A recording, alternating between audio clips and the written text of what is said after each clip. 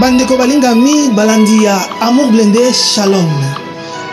Mbote bisika bino bozwami, mbote na mabota, mbote na babalani, mbote pe na babandani to ba fiancé. Lelo lisusu ezali deuxième numéro na biso ya Amour Blindé. Ndenge tobaki la fois passée te tozonga lisusu. Tozonga bino lisusu na numéro ya sika.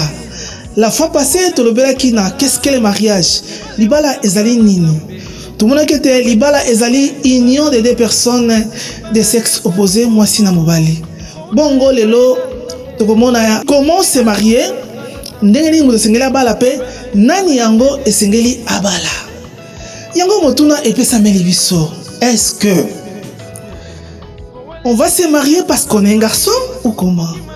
Est-ce que il faut se marier parce qu'on a du pognon ou de l'argent ou comment? Est-ce que il faut se marier parce qu'on a de l'âge au colis ou comment?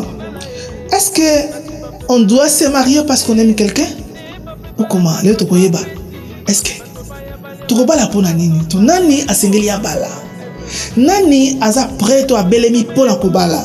Est-ce que c'est celui-là qui est un garçon, na sa mobali, na koli na mandefu, zoto nanga complet, ou bien na kobala pona zana mbongo na ngai, to na kobala pour na lingi quelqu'un, to na kobala pour na koli.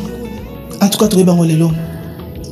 C'est vrai, les kambalibala, ezali kambo oyo, et m'a toujours la question depuis la nuit des temps.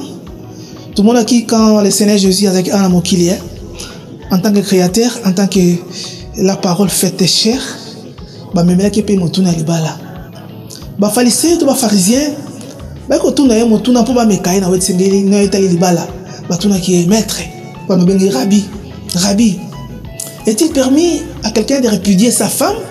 Est-ce que pesa meli motonzela abengana mwasi na libala?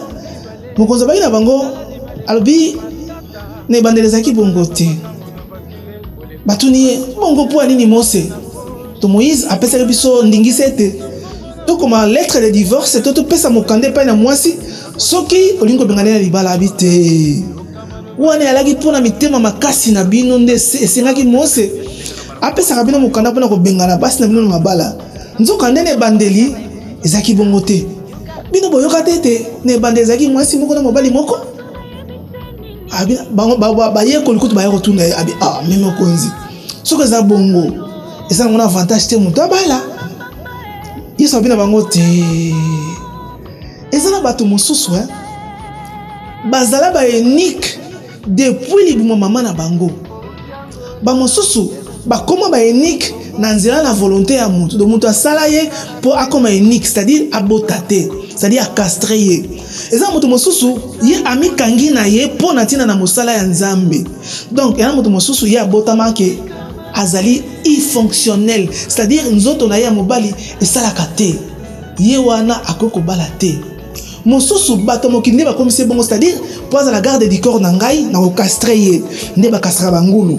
Balongoli ye eloko esalaka ete appareil génital masculin esala les sociétés a commis impuissance sexuelle, c'est-à-dire ye wana koko bala te. Mosusu pe asai loko Apollo abengala kolona nga Nzambe na ko bala te pona sala Nzambe ndenge ba de so basango pe basalaka, c'est-à-dire asi castrer na ye pona sina na bokonzi na Nzambe.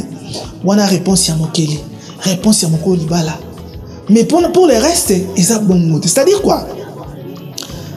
Avantage ya kobala esa pona muto yo Nzambe asali pona libala. Mais pona yo ozali castré, ezala na volonté ya Nzambe, ezala na volonté ya bato, ezala na volonté na yo moko pona kosala Nzambe, yo okoko bala te. Pourquoi? Oza mobali, oza na mandefu, oza pena ba organes génitaux ya mobali. Mais le problème c'est quoi? Yo nzoto na mobali sala kana ngote.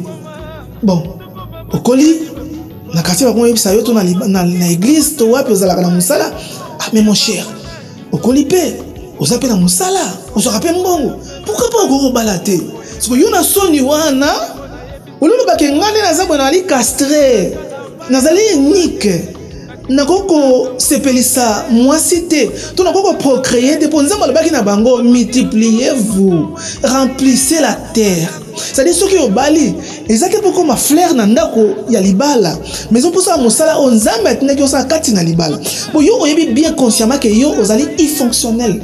o fonctionne kate o bala pona soni tango ko bala ko komina ndako buto liboso bolali o pesa réseau te mabibi ya fête to comprendre yo ya mibale ote nazoka bien te en tout cas mukongo penza misala sali mikona força ki mingi na ndem sala mukongo passe na ko kate moi ça comprendre une semaine et comme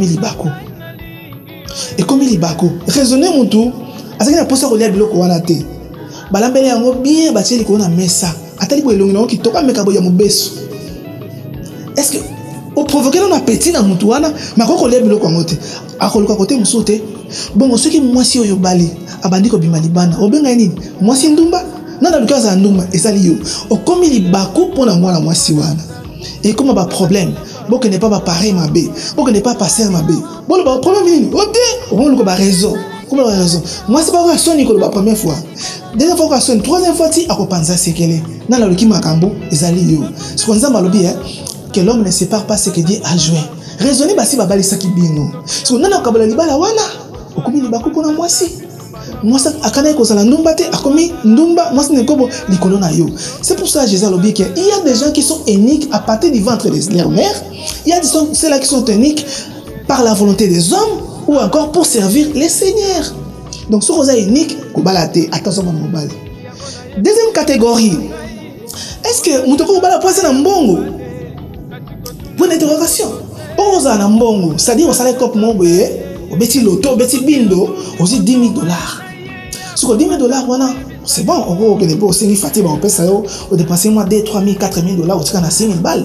Bon soki oyebi copte soki osala kate osala $10,000 na maboko o bala osali fête oya na ndako boyo ozo ko maîtriser mbongo wana tika 6,000 balles wana aussi c'est on ko lia moi si on a ko boko mandenge nini parce que nzamba lobaki moi si ndenge osali bongo baposa na yo nyonso kozala tourner vers ton mari yo mobali okolia na motoki na yo c'est-à-dire mobali oza na droit ya kolesa mwasi kozwa mwasi en charge toute sa vie tia kokufa na kati na libala mwasi ata na droit kobilukela biloko kolia te eza responsabilité mobali c'est-à-dire okoza na mbongo $10,000, $20,000, $50,000 mais soki oyebi koluka te $10,000 wana ekosila $20,000 wana ekosila $50,000 wana ekosila problème est na libala parce que nzamba albaki posa na esengele tala na yo c'est-à-dire soko za na mbongo et que biko luka mbongo te ko bala te luka o se former luka oyeba ko luka kwanga luka oyeba talo ya mbisi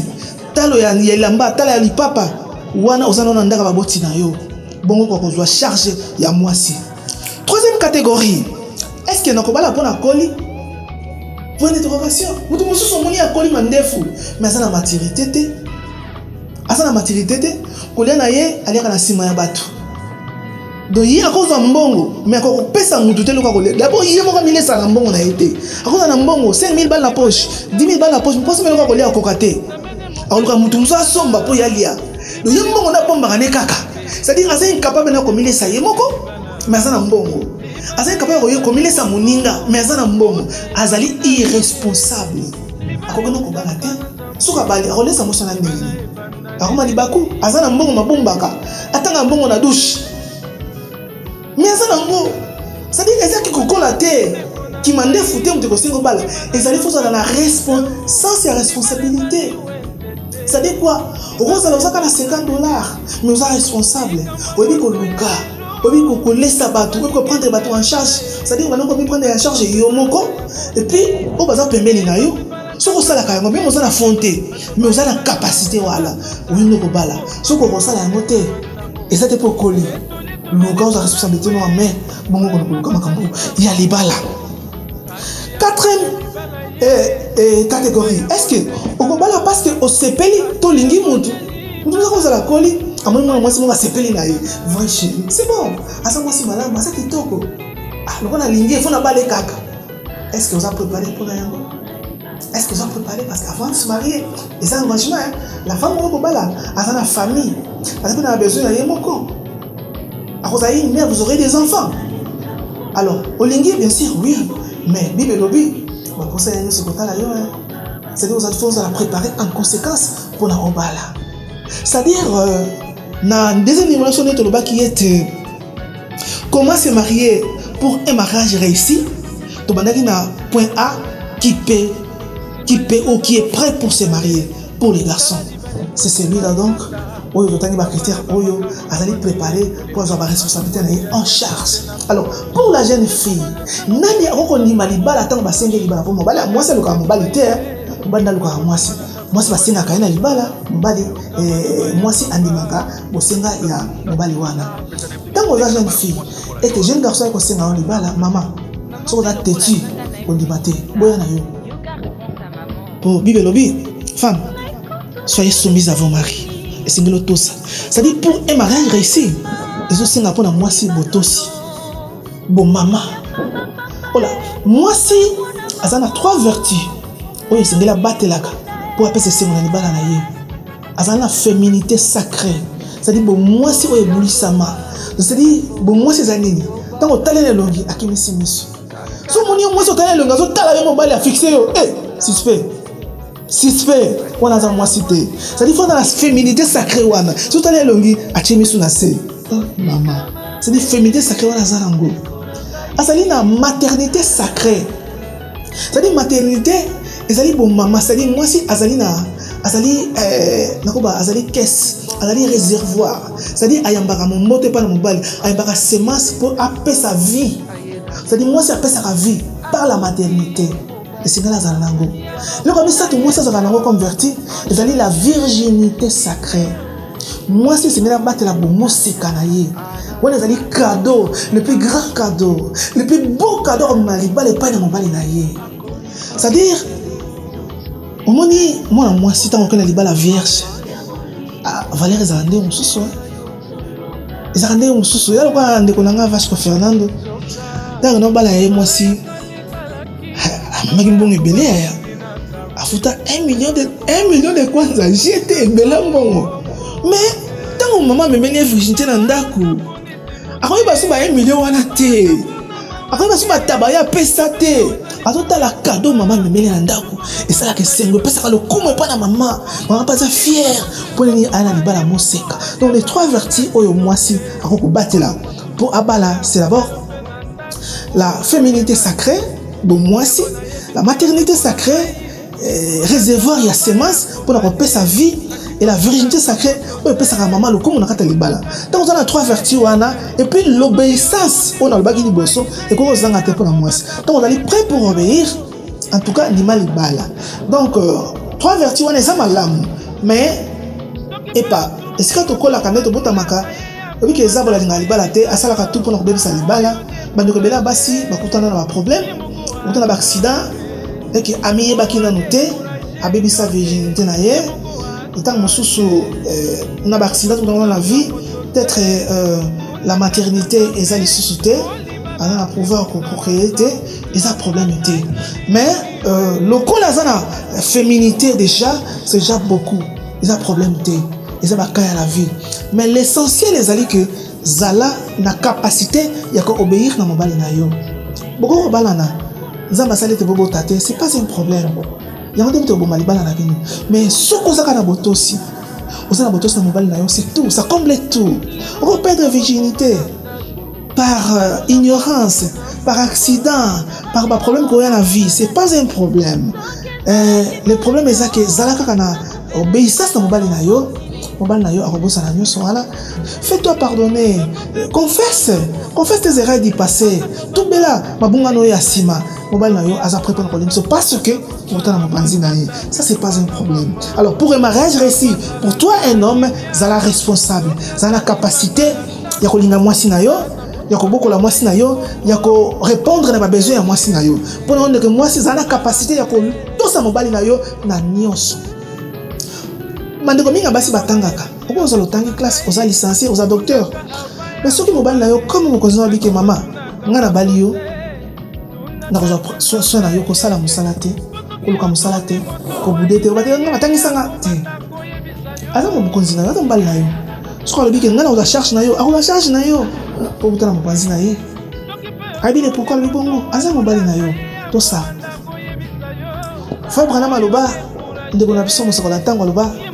Ngai pona bala mwasi nanga na lobaka na Nzambe maboko nanga eko pasuka pona ko sala musala pona lesa ngai mwasi ndipo de mobali sala défi maboko no ne pasuka pour laisser mwasi na yo mosapi na yo oyo eswama na likelele la libula diamant pour nakoluka diamant pour laisser mwasi na yo bandeko balingami balandi ya émission Amour Blindé mikolo koya to konye émission na biso kasi pona lelo tosuki awa botika na malamu bambote epai na bino na komona Yesu